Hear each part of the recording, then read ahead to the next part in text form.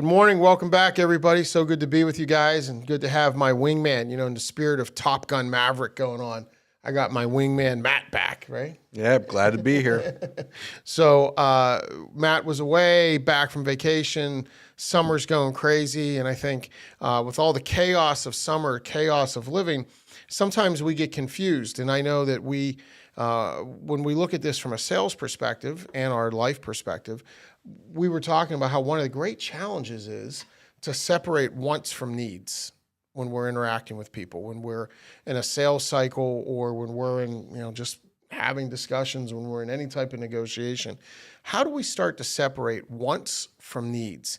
And if the better we get at separating wants from needs, first of all, understanding what they are, and then separating, and then helping the other individual define what their true wants are and understand what their true needs are, the more effective communication we can have and the better engagements we can have.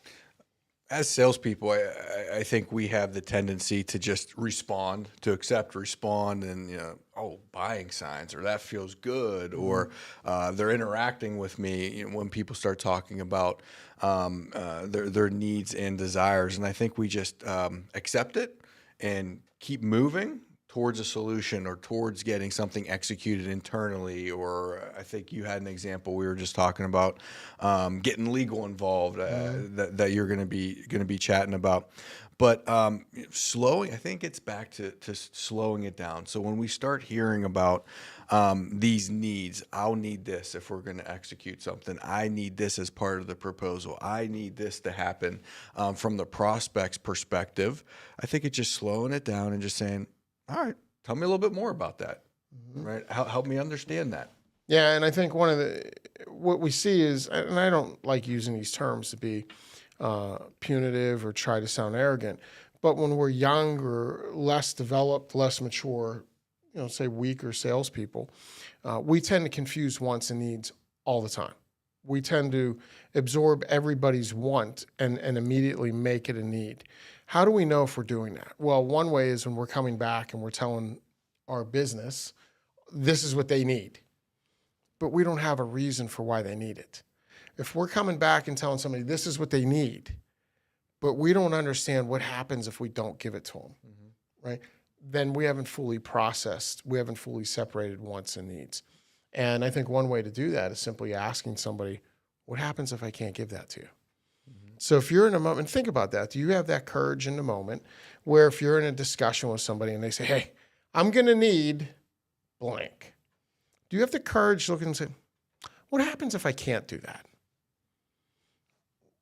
And just sit silently, right? What happens if I can't?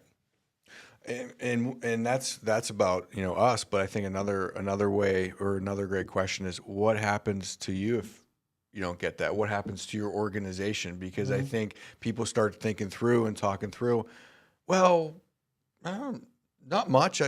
I want it though. It would be nice to have. And so I think let's stay in that moment though for a second. Yeah. What if we ask that question and say, okay, what if we can't do that? What happens on your side? If we can't provide that, what impact does that have on your org? And somebody starts saying, well, my boss said we need it, and my boss said this. And I say, okay, when you go talk to her, what's she going to say? Why did you ask her why you need it? Right? What was her response? Yep. And when we start walking down that path, we can further delineate, is it truly a want or is it really a need? And needs exist, by the way. I think needs exist, but they're not nearly as prevalent as wants. Most of the things that people are articulating, expressing, and asking for tend to be wants. And when we take those wants and process them as needs, we can put a lot of things in motion that we didn't need to. We had an example recently of a client we work with who they were asked about uptime rates. What's your uptime rate on this software? And it was a very complex request because it was not just the uptime, but it was going to be on machines that they didn't control and all this. Well, the team processed that as a want. And they started pushing it. They got legal involved on how do we rewrite this contract? How do we change our service level agreements? How do we do all these things? By the time it got through legal, they're like, we can't guarantee this is going to be revenue because of we can't guarantee the uptime. By the way, all the use cases exist for that uptime. But we didn't ask, understand you need that for certain reasons. Can we connect you with X and X and Y and Y client that'll express their uptime rates? Can we show you case studies? Can we show you use cases versus writing it into the language versus responding to that need of being into language? So, even when there is a need, and in this case there was a need, even when there's a need, how do we start to address that need without upsetting the apple cart internally, going to boss man or boss woman and saying, this is what we need to do? How do we do all these things that are actually good for us, but more importantly, good for the client? Because, that's always the check, right? That's always the balance, whether it's with a comp plan, whether it's with needs and wants, whatever. Has to be good for the business, has to be good for the rep, has to be good for the customer or the client. If it's out of line or out of whack in any of those things, then we're out of line. We're out of balance. I think the other area where this might happen, and we should slow it down even before we start taking it back to our organization. But I find, or I talk to a lot of salespeople that say, oh, it was great. They were piling on everything that they wanted, and we were going to do more service than their current situation. And then I gave them the price, and they disappeared. And not that we're selling on price, value, all of that. Let's put that aside. But how often do we slow it down when they say, "Oh yeah, I want better. I need more. Let's multiply that by 10." Salespeople start getting excited, and they get in that moment and just say, "Okay, great. How much additional have you budgeted for that?" That's a great point, because when you think about wants and needs, another way to delineate wants and needs is a want is a nice to have. A need is something I'm willing to pay for, right? And in that case, when somebody's saying, oh, add on this, add on that, and throw in some chocolates as well. And if we say to them, okay, and let me ask you a question. What if that drives up the price? Because doing this, this, and this is out of the scope. What's going to happen when we come back with a bigger number? Well, I don't think we have more room. Okay, let's park that for now. Let's get rolling with this, right? And let's separate that. And I think you'll see in that case, they'll say, yeah, that's fine. What does that tell us?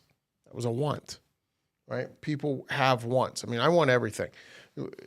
Why are you laughing, man? No reason. I can't tell you how many times I've walked out of my office after a conversation, after being on a phone call with a vendor or some type of service provider, and Matt just shakes his head and says, well, did you get it? Did you? Because I'm always asking for everything. Why? Well, better question is, why not? Right? As a consumer, why wouldn't I ask for everything? That's what people are doing to us. So flip it. Put yourself on the other side. How many times have you asked for everything under the sun? Everything you could possibly get. And oh, by the way, throw in a free loaf of bread for me, so I could have a sandwich on the way home. I mean, I'll ask for anything. And if somebody responds to that, is that on me? Right? I mean, that means there was value there. That means there was more in there. So flip it. When you're asking for those things, is it really going to kill a deal if somebody doesn't give you this extra thing you asked for? Well, it's the same way when people are asking of us. They're trying to see how much they can get. Good for them, right? God bless them. Ask for everything. But we have to have that courage in the moment to then ask them and say, well, what if I can't? What if I can't deliver that? Well, I think it's more too, even more than courage. Yes, it absolutely is courage, but I think there are salespeople out there that get irritated or start to get head trash or start to turn negative when people might ask for something, or people might say, hey, can we do 10% less, or can we change payment terms or expedite the process? And that's an interesting way that you put it, that as consumers, we probably try to get that freebie. We probably try to get the lowest priced, throw in, that swag over there, whatever it may be. And so as salespeople, it's nothing personal. It's not negative. It's not that, they're trying to take advantage. Maybe some people are, but, just slow down and be confident enough to push back a little bit and to ask about, how important is that is that going to be for this deal? What happens if you don't get it? How much additional have you budgeted? What are your expectations of what you would pay for that? There are a lot of ways to not own it and start saying, well, that's against our policy, or we can't do that, or because that's deadly. Just when someone asks me for something additional, I always just say, oh, okay, talk to me about it. Help me understand that desire. Yeah.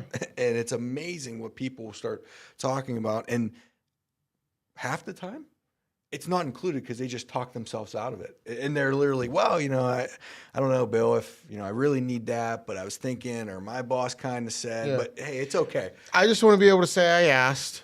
Exactly. Great. Exactly. Yeah. So we're good. That goes, so we're good.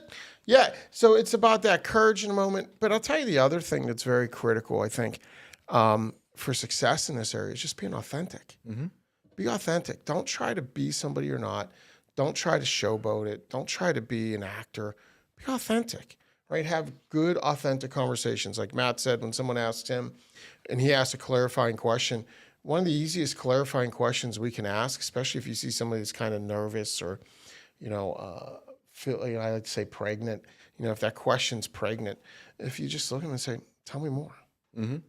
Because you know when it's coming. You can start seeing, you're on a Zoom call and they're like, oh, yeah, this has been great. And then they're like, hey, one question. Before we go.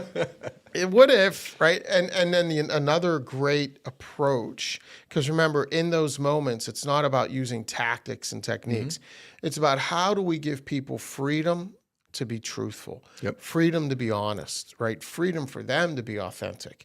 And one of the ways to do that is to mirror what they said. Mm-hmm. So if somebody says to you, hey, by the way, can you throw in 5 extra months? If we simply repeat back the 3 to 5 last words they said, people will start to share more. It's called mirroring. I first learned about it in a book, Never Split the Difference, written by a gentleman whose name escapes me, but he was a former FBI hostage negotiator, right? Mm-hmm. So if somebody says, hey, can you throw an additional 5 3 months? Throw an additional 5 3 months. And people will come back and respond. I didn't believe it because I've heard you talk about it, and I think we both sat down and watched a podcast or something very similar. I'm like, no way. Wait, I'm going to go around and start repeating what others said. I already asked a question back, right? When someone asked me a question, now I'm going to repeat them. They're going to look at me like I'm crazy. It is amazing. The power of it. And I think just to dig a tiny bit deeper, because it's something that we utilize. So if I'm in person or even on a Teams, I usually do it when I'm taking notes because I think sometimes when you're like, price difference, right? You have to watch the body language, you have to watch the tone, and I often just slip it in, and people will continue to talk about it, and it's not like, oh, hey, what'd you do there, Matt? Wait a second, was that Jedi mind tricks? What's going on? No, it's very natural if you just throw it in. And it's amazing how people will continue. It's just like an open-ended question. Yeah, and it's a gift to the hearer, right? So when we use don't see that as a technique, a manipulation tactic or technique. It's a gift to the receiver to give them freedom to share more. Because I think people want to share everything they can with you for clarity, but people are naturally polite. So they're going to ask you questions that usually aren't the real question. First question's never the real question. So they're going to ask us things, and it's our job to get them to continually share. That's it. That's our job as salespeople, and I think as human beings when we build connectedness. So, I would not encourage you that if your wife says to you, hey, it's Thursday night, take out the trash, to say, Thursday night, take out the trash, right? I tried that. Yeah, it didn't work. So Matt I ended up having to do more stuff. By the way, Matt now has on his calendar, take out the trash Thursday nights at 7, because he's so good at doing what's on his calendar. Paige made him put it on. Mm-hmm. But true story. He's not making that up. Yeah, right. Because I looked at his calendar one day. I was like, why is the trash on here at 7? I said, Paige told me I do what's on my calendar, put it on the calendar. But when we use that approach to get people to share more, it's amazing how they open up. And it's very valuable when we're trying to separate and identify wants versus needs. So think about in your professional life as a salesperson, as a sales leader, If we're able to understand wants versus needs, right? Think about as a leader, how many times has somebody come to you and said, "Hey, I need a raise." Well, is it really a raise they need, or is it like a bonus they need, or is it something else they need? Is it a gas card they need in this time? And how do we help them with that to get to the real need and not confuse, or get to the real want, that whether it's short term, long term, versus hearing everything and absorbing everything's needs. Think about in your personal life. How many relationship issues can we avoid? How many friendship issues can we avoid? How many marital issues can we avoid if we start understanding true needs and we focus on satisfying those versus becoming frustrated by some wants or thinking that we're expressing our needs as wants? That's another issue. We're talking about how we absorb them, but how do you communicate them? Do you truly communicate your needs and wants clearly, or are you afraid to fully express a need and simply position it more as a want? So, think about our communication style. How effective are we in understanding needs and wants? How effective are we in moving to satisfy needs and wants? And most importantly, how do we create these pathways to clarity and use confirming and clarifying statements and questions? Sorry, I tuned out after you said give a raise. Yeah. Sorry, we got to move on. So thank you, everybody, for being with us. Matt's going to take me in the other room and shake me down. It's so good to be with everybody, as always. We hope you have a great week, and we'll see you next time. Take care, and God bless.